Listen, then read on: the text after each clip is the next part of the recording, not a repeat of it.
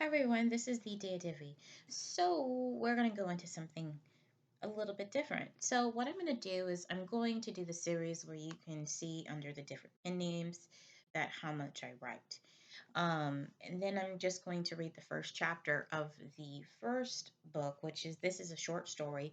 So it's under one of my pen names, which is one is Elf Lofen Deborah Cole, but it's Deborah C because it still goes within the actual name. So this one I have as a short story called Forever Free. This is a short story, it's romance, drama, and then kind of happily ever after ending. And I'm going to read a little bit of it to you, and then that is it. So this is under for Eternal Diamond Publishing. The morning touched the low end of the sky as the people strolled about on the pier. The soft, warm airs of the ocean touched a man's lips as he turned to pull out a cigarette. And his thin framed face and chiseled features and pale skin and hair slicked back and lean body against the railings as he puffed his cigarettes. He stood tall and turned to flick the bud into the waves, and he sighed she moved as he moved closer to this as the sun reached up, and he was young and carried himself as an old soul, yet troubled by the day's events that would lead up. Many people walked by him, and he brushed through the crowd, and the young man turned and stuck his hands out at his pockets and felt the warm water touch his face, and he smirked as he walked into the restaurant named Lindsay's Hut.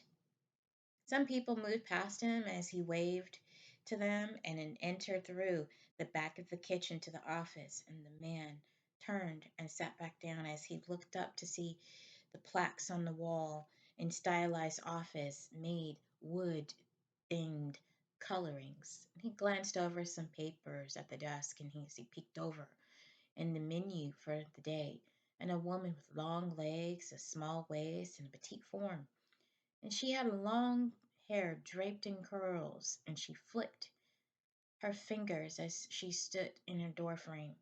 Her luscious red lips stood out prominently as she ran a hand through her hair.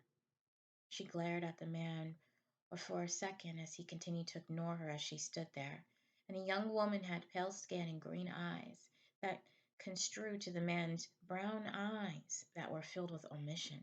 Joseph Lindsay, are you going to ignore me? She muttered. He turned up to look at her. Why, of course not, Vanna. And she rolled her eyes as he stood there. The orders have come in, and I wanted to know if we had them checked yet. He stood back. He leaned back in his chair and shook his head. I haven't checked the new orders because I just got into the office. When have I looked at it? I'll tell you. Vanna crossed her arms as she turned to look up at him and the clock and hung on the wall. It's almost time to get the place up by the ocean pier, and we have the hottest spot. This has been in the family for 4 generations. And he leaned back into his chair, hung his hands over his chair, and to look at her really good. I'm the next in line. My parents handed it to me over for a reason. Vanna smiled slightly and started to turn. Let me know when you look at the menu. I have some new creative ideas, but I want you to get really good look at them. I made the new recipes myself.